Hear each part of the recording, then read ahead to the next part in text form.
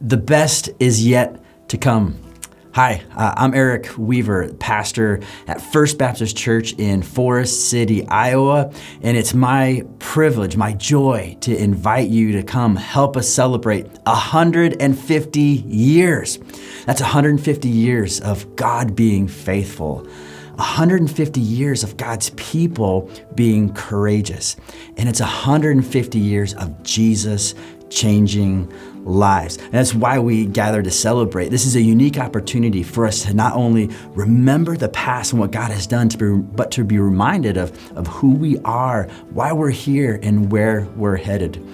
I can't help but think of Hebrews 11 and 12, great chapters of Scripture. And Hebrews 11 gives us a vivid picture of broken men and women who believed God, believed the promises of God, to follow Him, and believe that the best is yet to come. The story tells us that they believed that there was an eternal city, that there was something more in the future, a city whose designer and builder was God.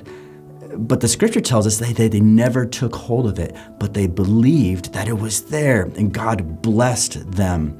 Well, that same legacy of faith is alive today, that there is a great cloud of witnesses who, like those patriarchs of old, left their home country and followed God into the unknown.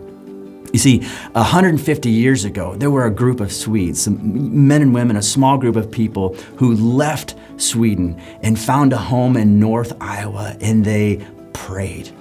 They gave and they served and they shared with their neighbors the hope that in Jesus the best is yet to come. And remember Hebrews 11? It says in Hebrews 12 that since we're surrounded by such a great cloud of witnesses, here's what we do.